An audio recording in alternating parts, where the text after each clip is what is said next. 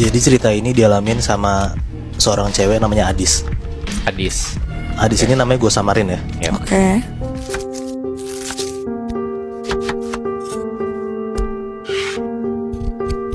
Kejadiannya terjadi di saat Adis masih SMA, sekitar tahun 2015-an. Nah, Adis itu sekolah di salah satu boarding school di Bandung. Nah, jadi di sekolahnya Adis itu, setiap siswa-siswa yang udah kelas 3, sekolahnya tuh selalu bikin acara kayak di luar gitu. Maksudnya? Kayak ada pelepasannya gitu lah, siap. Oh, oke. Pelepasan siswa kelas 3-nya selalu dibuat acara kayak datang ke satu tempat gitulah. Nah, nama acaranya ini Spiritual Work Camp. Gambaran acaranya adalah kayak siswa-siswa itu harus tinggal selama 1 minggu di desa di daerah Jawa Barat. Nah, biar kayak siswa-siswa ini tuh ngerasain kayak rasanya gimana sih jadi orang yang tinggal di desa segala macam gitu. Kebayang nggak? Live in gitu ya berarti. Ah ya, live in. Iya, benar. Nah, di tahun 2015 itu sekolahnya Adis ngedatengin satu daerah di daerah Maribaya, Lembang, Bandung. Oke. Nah, jadi kalau lo nggak kebayang, Maribaya tuh kayak rada jauh dari Bandung kota gitu, Chef. Kalau misalnya ke sana tuh harus kayak ngelewatin hutan, masih banyak monyetnya gitu loh kanan kiri, karena tuh bener-bener kayak di pelosok desa Bandung gitu. Perjalanan dari Bandung kota ke desa Maribaya itu sekitar 1,5 jaman lah kira-kira. Oke. Nah, pas Adis sama teman-teman yang sampai di sana jelasin lah sama gurunya, kalau misalnya satu siswa itu bakal tinggal di satu rumah keluarga di sana. Adis itu kedapatan tinggal di rumah yang isi rumah itu bekerja sebagai peternak. Nah, di rumah itu ada suami istri namanya Bu Ani sama Pak Heri lah kita sebutnya ya. Bu Ani. Iya, Bu Ani. Oke, oke. Bu Ani sama Pak Heri ini kira-kira umurnya 45 tahunan lah. Cuman mereka tinggal berdua karena emang nggak punya anak. Gitu. Nah, selama Adis di sana ya Adis harus ngebantuin Pak Heri gitulah, ternak gitu kan. Nah, singkat cerita, di hari kedua pas Adis lagi ngebantuin Pak Heri ngurusin ternaknya, Adis tuh notice kayak di sebelah rumahnya Pak Heri itu ada kayak satu sumur yang sumurnya tuh kayak ditutupin rantai, terus ditutup rapet-rapet lah gitu intinya. Kasarnya udah nggak digunain gitu. Sebenarnya digunain. Tapi Nah, cuman yang bikin anehnya adalah ditutup rapet-rapet pakai rantai gitu, dan di sekeliling sumurnya tuh kayak dikasih bunga gitu, Chef B. Sorry, itu tapi untuk sebuah sumur hal yang aneh, Moy. Hal yang aneh karena kayak ngapain sumur dikasih banyak bunga gitu lebih. bunganya tuh di oke. sekitarnya gitu. Iya, ngelilingin sumur itu. Oke. Sebenarnya Adis penasaran kenapa sumurnya dikasih banyak bunga gitu kan. Nah, cuman dia nggak enak sama Pak Heri, jadi kayak dia mendem sendirilah rasa penasarannya. Jadi nggak nanya lah ya Jadi dia. nggak nanya. Nah, setelah ngurusin ternaknya Pak Heri, udah sampai malam lah. Di malam itu Adis tidur. Nah, pas Adis tidur sekitar jam 2-an, Adis tuh kebangun, Chef, karena dia dengar kayak suara cewek lagi humming gitu loh. Kayak Bergumam gitu berarti ya. gitu. Namanya juga rumah kecil dan di desa gitu kan ya, pasti ada suara apa di tengah malam pasti kedengeran jelas kan. Iya. Nah, si Adis denger ada suara itu. Adis penasaran, Adis buka tuh pintu kamar yang ngintip gitu kecil. Oke. Dia ngintip kecil ya karena dia takut lah, takutnya tiba-tiba ada apa-apa kan di luar kan. Ngecek lah ya. Iya, dia ngecek lah. Nah, pas Adis ngintip, dia tuh bener-bener ada kebingungan tapi takut juga sebenarnya. Karena Adis ngeliat di luar itu ada Bu Ani lagi berdiri sendirian, tangannya tuh kayak lagi ngegendong anak kecil gitu loh. Kayak gesture anak kecil gitu, kayak ngegendong anak kecil sambil humming. Cuman Adis ngeliat Bu Ani nggak gendong siapa-siapa. Anjir. Jadi kelihatan Bu Ani nih tangannya kosong gitu. Iya, tangannya kosong, tapi dia kayak orang gendong bayi gitu, kayak nimang-nimang gitu sambil humming. Nah, di situ Adis bener-bener merinding, Chef. Ngelihat kelakuannya Bu Ani kayak gitu kan. Karena Adis ketakutan, Adis tuh mau buru-buru kayak nutup pintunya gitulah. Pas Adis mau nutup pelan-pelan pintunya, tiba-tiba Bu Ani tuh langsung noleh ke arah Adis. Terus tuh ngeliatin Adis tuh kayak sinis banget gitu, kayak tajam banget pandangannya. Karena takut dilihat Bu Ani kayak gitu, Adis langsung buru-buru tutup lah pintunya kan. Langsung tuh dia buru-buru tidur tuh. Nah, paginya sekitar jam 7-an, Adis keluar rumah lah sama Pak Heri, bantuin Pak Heri ternak segala macem ya kan, kayak di hari sebelumnya kan. Nah, di situ Adis ngeberanin diri. Nah, Adis nanya lah kayak, Pak Heri, maaf Pak, sebelumnya saya mau nanya, tadi pagi jam 2-an kan saya kebangun karena dengar kayak ada suara gitu kan di luar. Pas saya lihat ternyata suaranya tuh berasal dari Bu Ani. Humming-humming gitu kayak lagi nimang anak kecil. Tapi saya ngeliat dengan jelas kalau misalnya Bu Ani itu bener-bener nggak gendong anak. Emang suka kayak gitu apa gimana ya Pak? Nah, Pak Heri jawab lah. Tapi jawabnya cuman kayak, iya Dek, kalau misalnya besok lihat istri saya kayak gitu, nggak usah takut ya. Nah Adis cuman bisa diem ya, karena kayak ibu-ibu tengah malam kayak gendong anak tapi nggak ada yang digendong. Nah cuman karena Adis nggak berani nanya lagi, ya Adis cuman kayak, oh gitu, iya pak, gitu. Tapi sebenarnya dia bingung dan ketakutan juga kan ngeliat kayak gitu. Iya. Nah singkat cerita, setelah ngebantuin Pak Heri, jam 10-an malam Adis tidur. Nah pas Adis tidur itu, Adis mimpi kalau misalnya Adis tuh lagi di rumah Pak Heri, sendirian. Pas malam-malam Adis tuh denger kayak ada suara cowok manggil kayak teteh, teteh gitu. Nah Adis ikutin tuh arah suaranya dari mana, kayak suara anak kecil manggil teteh-teteh itu tuh. Pas Adis ikutin suaranya, ternyata sumber suaranya berasal dari sumur. Tapi di mimpi itu sumurnya nggak ditutup. Oke. Sumurnya kebuka berarti. Sumurnya kebuka. Nah di mimpi itu Adis nyamperin lah sumur itu kan. Cuman langkahnya Adis tuh kayak berat banget gitu loh. Mau jalan ke sumur itu tuh berat banget. Sampai akhirnya pas Adis tuh udah jalan mau ngedeketin sumur itu, tiba-tiba Adis tuh ngerasa dari belakang Adis kayak ada yang ngedorong Adis. Sampai pada akhirnya Adis masuk tuh ke dalam sumur itu tuh. Jadi dia didorong masuk ke dalam sumur itu. Didorong masuk ke sumur itu. Pas didorong masuk ke sumur itu, Adis masuk langsung kebangun lah. Oke. Nah Adis kebangun, Adis tuh cuma bisa diam, cuma bisa zikir ya, karena dia kaget gitu lebih, Chef. Dia ngerasa kalau misalnya mimpi itu bener-bener kayak mimpi nyata gitu loh. Adis tuh ngerasa kesakitan jatuh, Adis tuh ngerasa deg-degan, dia ngerasa banget gitu. Dan bahkan ya di mimpinya dia di tempat itu kan. Iya, di tempat rumahnya Pak Heri sama Bu Ani itu. Dan pas Adis lihat jam, ternyata sekitar jam 1-an pagi. Oke. Nah karena Adis ngeliat itu masih pagi, ya Adis coba buat tidur lagi lah. Iya. Nah pas Adis lagi nyoba buat tidur, tiba-tiba Adis dengar ada suara cowok manggil kayak teh, teteh. Persis banget Ya, kayak di mimpi. Persis banget. Nah di situ tuh Adis tutup kuping kan, karena dia bener-bener nggak berani gitu. Dia ngerasa kayak ini kok gue kayak diteror gitu loh. Dan dia tahu kalau misalnya tuh ini bukan suara orang gitu, kayak suara makhluk halus lah gitu kan. Nah tapi suaranya bener-bener nggak hilang sama sekali. Kayak suara makhluk halus lah gitu kan. Nah tapi suaranya bener-bener nggak hilang sama sekali. Karena suaranya nggak hilang sama sekali dan Adis ngerasa keganggu sama suaranya, akhirnya Adis ngeberaniin diri lah buat keluar kamar dan ngikutin sumber suara yang manggil teteh-teteh itu. Oke. Nah firasat Adis itu suaranya berasal dari sumur yang di sebelah rumah Pak Heri, yang kayak di mimpi itu. Nah dan ternyata bener, pas Adis keluar dari rumah dan jalan ke arah sumur, Adis dengar kalau misalnya suara itu emang berasal dari sumur. Dari dalam sumur itu. Dari dalam sumur itu. Tapi dengan posisi sumur itu masih ketutup kan? Ketutup. Oke. Cuman di mimpi itu doang Chef yang kebuka. Oke. Nah karena di situ tuh Adis nggak bawa HP, karena selama acara tuh emang HP dikumpulin sama gurunya kan. Jadi tuh Adis jalan ke arah sumur pakai senter yang ada di rumah Pak Heri. Oke. Nah dia jalan tuh makin ngedeketin ke arah sumurnya. Dia ngelewatin tuh kayak kebun-kebunnya ilalang-ilalang gitu, dan penerangannya cuman dari senter Adis doang itu. Pas Adis tuh nerangin pakai senter ke arah sumur, Adis tuh ngeliat kalau misalnya kayak ada bayangan putih masuk ke dalam sumur gitu. Kayak cepet seret gitu, kayak ada bayangan putih cepet gitu lah masuk ke dalam sumur kan. Nah karena Adis penasaran itu bayangan apa, ya dia jalan lah makin ngedeketin sumurnya. Nah pas makin ngedeketin sumurnya, di dalam sumur itu Adis tuh denger kayak ada suara anak kecil ngomong kayak teh, tolong tarik AA. Nah di situ Adis ya buru-buru langsung jalan ke arah sumur lah, karena Adis mikir kayak apa jangan-jangan beneran ada orang gitu kan. Nah kan tadi gue bilang tuh kalau misalnya di awal-awal sumurnya ditutupin terus dirantain kan. Iya. Nah di situ pas Adis dengar suara anak kecil itu, Adis langsung buru-buru buka sumurnya lah. Dia buka tuh rantainya, dia buka penutup sumurnya lah. Nah pas udah kebuka, si Adis tuh ngarahin senternya ke dalam sumur. Oke. Nah terus pas Adis itu ngarahin senternya ke arah sumur, dia ngelongok ke dalam gitu, ngelongok ke bawah terus ngarahin ke arah sumurnya kan. Adis tuh ngeliat kalau misalnya di dalam sumur itu ada cewek kuntil anak gitu, rambutnya panjang, dia lagi gendong anak kecil cowok, dan pas lagi disenterin sama Adis kayak gitu, si kuntilanak itu tuh langsung nengok ke atas, tatap-tatapan sama Adis, dan langsung kayak ketawa kenceng banget kayak gitu. Wah, di situ tuh bener-bener Adis takut banget tuh. Adis ketakutan, Adis langsung lari kenceng banget dan buru-buru masuk ke rumah Pak Heri kan. Nah pas Adis masuk ke rumah Pak Heri, Adis langsung teriak tuh, langsung kayak ngebangunin Pak Heri sama Bu Ani.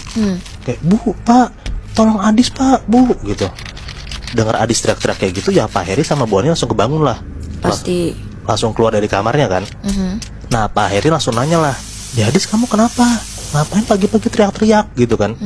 Nah si Adis di situ sambil nangis, dia nyeritain lah apa yang kejadian tadi kan. Dia ngeliat kuntilanak segala macem lah panjang lebar.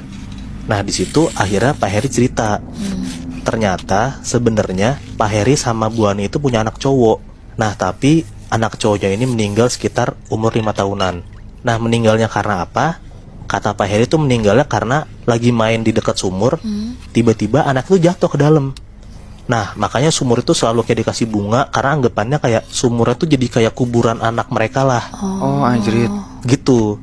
Dan si cewek yang ada di sumur itu, yang kuntilanak itu, Pak Heri tuh bilang kalau misalnya orang-orang di desa sana percaya kalau misalnya di sumur itu emang ada penunggunya. Oke.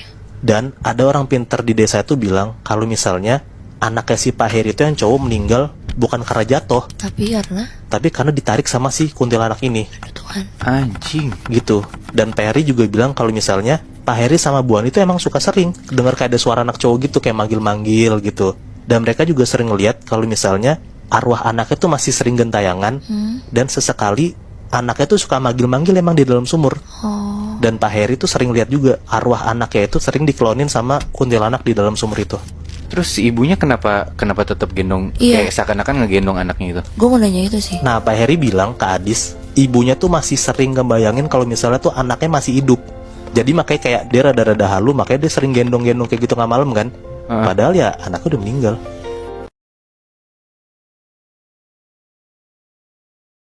Moibi, Ya. cerita gue kali ini datang dari pengalaman 2 orang mantan mahasiswa di salah satu kampus di Bandung beberapa tahun lalu. Namanya Ajri sama Opang. Di lingkungan pertemanannya, bisa dibilang mereka berdua ini tuh paling berani lah sama hal-hal mistis. Dan karena mereka berdua ini sadar sama keberaniannya mereka malah jadi ketagihan buat ngedatengin tempat-tempat angker di Bandung. Oke. Dan gak cuma itu, buat ngebuktiin apa yang diceritain sama orang ini bener atau enggak, mereka bahkan sampai kayak beli alat-alat sederhana gitu buat berburu hantu. Oh kayak ini ya, Ghost apa yang content creator itu? Iya. Ya, Ghost Hunter ya Ya, kalau nggak Ghost salah ya? Hunter Yang ya. pakai radio gitu kan? Iya. Oh. Sampai ada satu hari si Ajri ini tuh dapat rekomendasi tempat dari temennya. Katanya ada villa 3 lantai, serba kayu, antik, dan terbengkalai. Bahkan akses masuk ke dalamnya aja tuh kayak sengaja ditutup gitu. Kalau secara lokasi mungkin sekitaran 30-45 menit lah dari wilayah Dago Atas. Di detik itu juga tuh mereka langsung tertarik, dan akhirnya langsung lah pas weekend mereka ke sana. Secara flow biasanya Ajri sama Opang ini tuh butuh 1 hari sendiri buat riset lokasi, terus besoknya langsung investigasi. Nah tapi karena Bandung di situ lagi musim hujan, makanya kayaknya kayak ribet lah kalau harus pulang pergi. Jadi investigasi kali ini tuh bener-bener risetnya sekalian di hari H investigasi. Singkat cerita, Ajri sama Opang nih udah sampai ke titik lokasi yang dikasih. Tapi nggak tahu nih, ini titiknya kegeser apa gimana. Intinya mereka nggak nemu bangunan kayak di foto itu. Beberapa menit mereka jalan keliling dan cuma berdua di situ. Akhirnya Opang manggil Ajri. Katanya dari kejauhan tuh kelihatan kayak ada rumah kayu yang bercahaya gitu. Pelan-pelan sama mereka disamperin. Ternyata emang ada beneran nih kayak jalan setapak gitu menuju ke sana. Tapi kayak yang sengaja ditutup sama banyak tumbuhan gitu. Kayak tempat ini tuh emang sengaja mau diilangin keberadaannya gitu. Jalanannya tuh kayak lereng bukit gitu, makin lama makin naik. Dan pas makin deket sama bangunan tadi, ternyata itu tuh beneran villa yang dimaksud Moibi. Tapi yang persis di depan Ajri sama Opang tuh bagian lantai 3-nya. Dan pas nengok ke bawah, jalur buat masuk villa dari bawah itu tuh emang udah ketutup gitulah, gak bisa dilewatin. Dan karena kebetulan ada satu balkon villa yang dekat sama si Ajri nih, mereka lompatlah ke situ buat masuk. Jadi mulai investigasi ini dari lantai 3 ya. Lantai 3 tuh ternyata cuma kayak bekas hall buat pesta gitu, kayak ballroom gitu. Ruangannya luas, terus di depannya ada kayak ala-ala panggung. Terus ada meja-meja bulat di pinggiran ruangan. Nah tapi ada yang aneh nih di situ. Villa ini tuh kalau dilihat dari kondisi lingkungannya kan kayak udah terbengkalai gitu kan bertahun-tahun. Tapi di lantai 3 itu Ajri sama Opang tuh ngeliat masih ada beberapa telapak kaki basah gitu. Oke. Dan ada banyak. Terus ukurannya tuh gede-gede dan gak kayak ukuran kaki manusia normal. Terus di beberapa meja bulat gitu ada beberapa piring-piring antik motif gitu, yang katanya masih ada sisaan makanan gitu di atasnya. Tapi makanannya tuh kayak beneran makanan baru gitu. Sebelum turun ke lantai bawah, si Ajri sama Opang nih sepakat akhirnya buat naro alat ghost detectornya yang namanya tuh spirit box. Dia naro di situ. Jadi spirit box ini tuh intinya kayak alat buat nangkep gelombang frekuensi suara. Intinya alat ini tuh bisa ngasih tahu keberadaan makhluk astral di sekitarnya gitu. Bahkan sampai bisa tahu apa yang makhluk halus ini pengen sampein ke mereka. Udah ditaro beberapa saat nggak ada apa-apa, sampai tiba-tiba katanya tuh langsung kedengeran ada suara anak kecil gitu ramai banget, tawa-tawa sambil lari-larian. Suaranya yang dari awalnya deket, makin lama tuh makin ngejauh.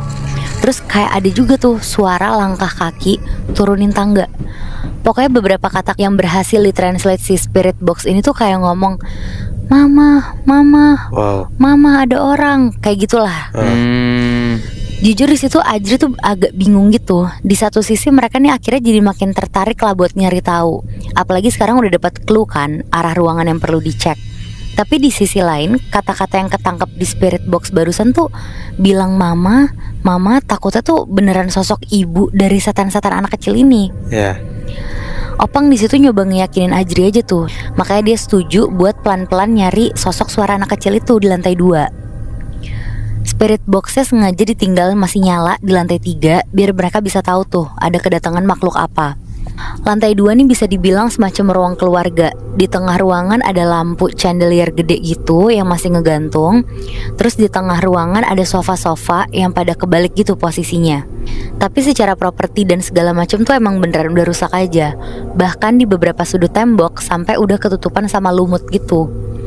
Nah tapi di lantai 2 ini Ajri sama Opang tuh keliling-keliling pakai semua alat, tapi mereka tuh gak nangkep entitas apa-apa.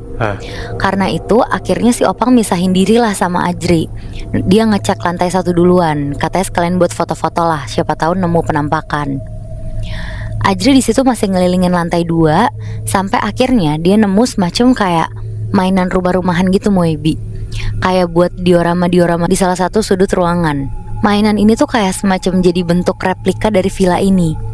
Dan gak cuma itu, bahkan di dalam replika ini pun interiornya mirip sama villanya.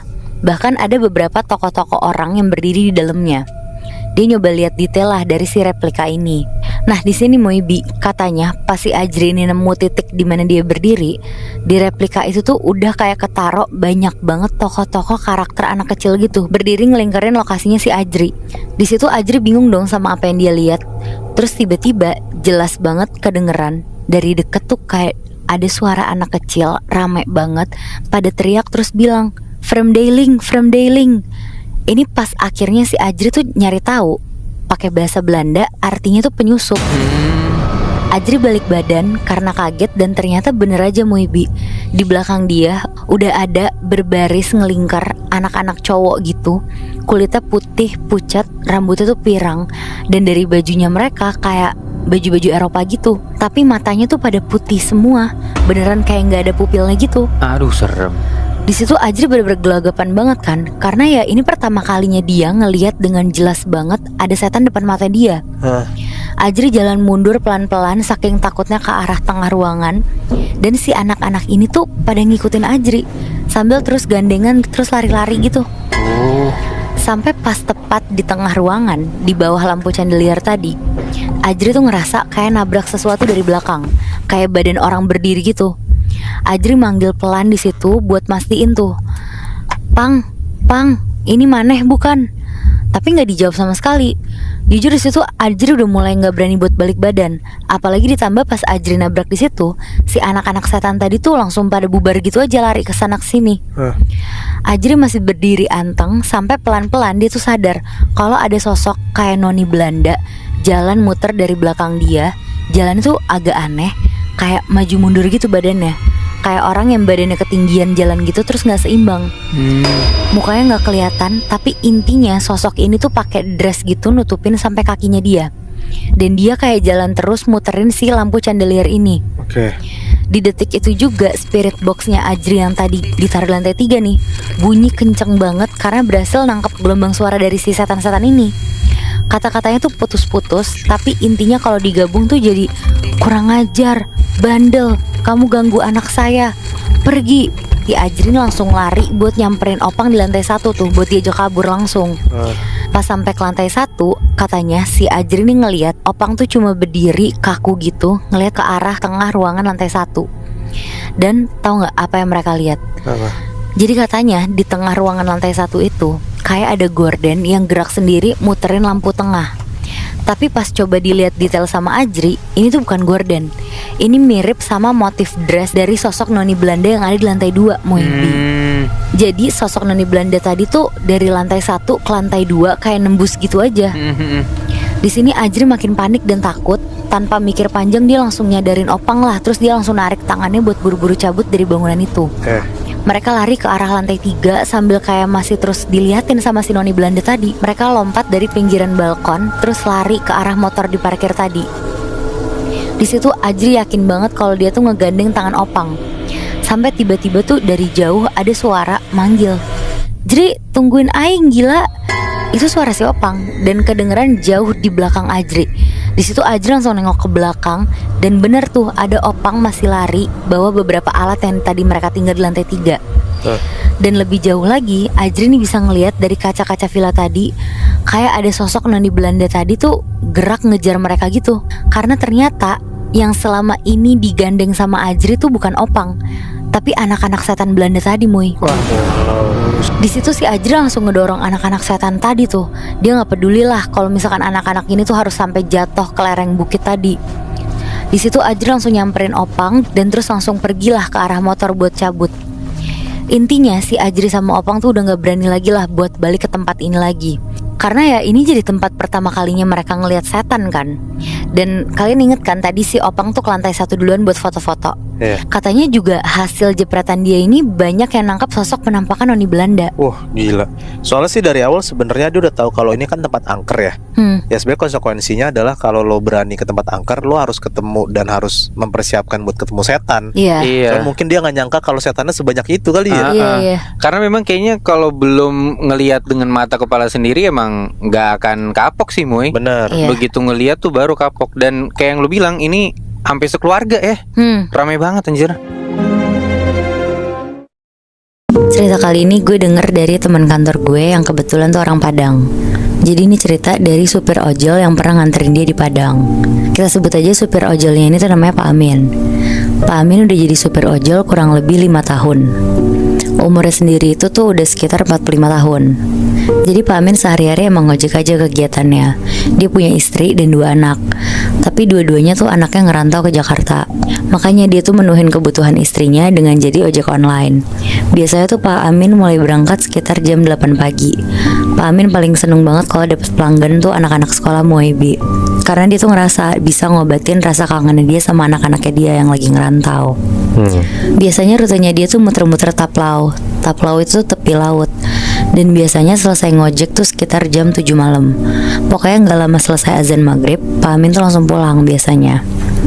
Nah pas Pak Amin udah di jalan pulang, Pak Amin tuh lupa matiin aplikasi. Dan tiba-tiba langsung nyangkut lah orderan. Dia dapat orderan tuh ke arah Pondok. Pondok tuh daerah di Padang kayak perkampungan Cina gitu. Akhirnya karena Pak Amin juga mikirin rezeki, jadi dia ambil kan. Ternyata pelanggannya ini tuh bapak-bapak yang mau pulang ke Hotel Aksana di Jalan Bundo Kanduang. Selama perjalanan mereka berdua tuh ngobrol-ngobrol. Dan ternyata bapak ini tuh orang Jakarta yang lagi ada urusan di Padang. Terus dia tuh lagi nginep di hotel itu. Setelah nganterin bapak itu dari Hotel Aksana, tiba-tiba tuh hujan gede banget sampai ada petir. Akhirnya Pak Amin tuh langsung parkirin motornya di bawah pohon gede di depan hotel itu. Pas lagi neduh, tiba-tiba tuh ada perempuan lari-lari ke arah bawah pohon itu juga buat neduh. Pak Amin basa-basi lah ke perempuan ini, bilang, "Mau kemana mbak?"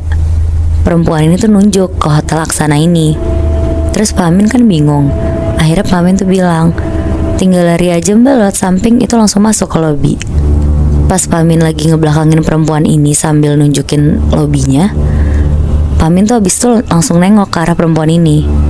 Tapi tiba-tiba perempuan ini tuh udah gak ada. Jadi begitu dia ngebelakangin perempuan ini, balik lagi langsung gak ada. Nah iya Bi, bener. Wow. Kaget lah langsung si Pak Amin.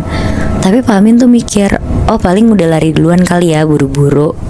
Akhirnya gak lama hujannya berhenti. Sekitar jam 9 malam Pak Amin lanjut pulang ke rumah. Besok paginya Pak Amin sarapan, terus dia siap-siap buat ngojek lagi. Dia berangkat jam 9 pagi. Dia mulai dari rute-rute dia kayak hari-hari biasanya. Nah pas siang-siang dia berhenti kayak di warung makan gitu, buat makan siang bareng ojol-ojol lainnya. Ada satu ojol, namanya tuh Bang Tegar. Dia nanya ke Pak Amin, "Pak, kemarin neduh ya di depan Hotel Aksana?" Terus Pak Amin bilang, "Iya, pas saya mau pulang, pas banget langsung hujan deras. Emangnya kenapa bang?" Terus Bang Tegar tuh bilang, "Tapi kok saya kayak ngelihat perempuan ya di sebelah bapak. Tapi kayak kuntilanak pak." Ngedengar itu tuh Pak Amin cuma ketawa-tawa sambil bilang, "Ya iya bang, saya kemarin pas neduh tuh juga sama perempuan. Tapi cantik kok, dia emang nginep di hotel itu." Akhirnya setelah selesai makan siang, Pak Amin lanjut narik. Sampai akhirnya dia tuh udah dapat orderan. Nah sekitar jam 9 malam Pak Amin tuh udah dapat sekitar 10 pelanggan. Terus gak lama Pak Amin tuh dapat orderan buat nganter makanan kayak GoFood gitu ya. Beli martabak telur dan diantarnya tuh ke Hotel Aksana lagi. Udah tuh Pak Amin nungguin di restorannya. Terus dia OTW ke hotelnya. Pas sampai di hotel sekitar jam 10 malam, Pak Amin nunggu di pintu keluarnya. Terus dia ngechat lah ke pelanggan yang mesen, "Mbak, saya udah di depan pintu masuk ya." Tapi gak dibalas-balas sama si mbak ini. Akhirnya Pak Amin berusaha lah ke lobi hotel. Nanya ke security, katanya boleh ditanya aja ke resepsionis atas namanya. Pak Amin nanya atas nama Dinda, kamar 302. Karena tadi Pak Amin sempet chat nanya atas nama siapa dan kamar berapa ke mbak ini. Terus abis itu tuh kata mbak resepsionisnya gak ada atas nama itu. Dan bahkan kamar 302 tuh kosong. Kaget lah Pak Amin. Akhirnya dia keluar dari lobi dan dia tuh berusaha nunggu si Mbak Dinda ini di depan pintu masuk hotel. Apa jangan Dinda juga salah kasih nomor kamar kali juga ya? Nah ya bisa jadi, makanya si Pak Amin kekeh nunggu di depan pintu masuk. Iya. Sambil Pak Amin chat-chat terus sama telepon-teleponin. Sampai setengah jam ditunggu lah sama Pak Amin, masih belum ada jawaban nih dari si Mbak ini. Akhirnya sekitar jam 10:30 Pak Amin pengen pulang. Dan dia tuh niatnya mau naruh martabak itu tuh di lobi hotelnya aja dititipin. Tapi tiba-tiba Mbak Dinda ini tuh datang nyamperin ke Pak Amin sambil jalan pelan-pelan terus bilang ke Pak Amin, "Pak, atas nama Dinda ya?" Akhirnya dikasih sama Pak Amin. Dan ternyata Mbak Dinda ini tuh mbak-mbak yang kemarin neduh bareng Pak Amin di depan hotel. Pas Pak Amin udah selesai ngasih ke Mbak Dinda nanya ke Pak Amin, "Gak takut Pak di sini?" Nanyanya tuh sambil senyum-senyum ngeledek gitu Moy Bi. Di sini tuh di hotel. Iya di hotel ini. Soalnya kan udah malam gitu loh Moy. Terus dijawab lah, "Ya namanya nyari duit mbak, mau gimana?" Akhirnya Pak Amin siap-siap mau pulang. Pas Pak Amin ngedeket ke motornya dan Dinda balik badan ngejauh dari Pak Amin nengok belakang ke arah Dinda.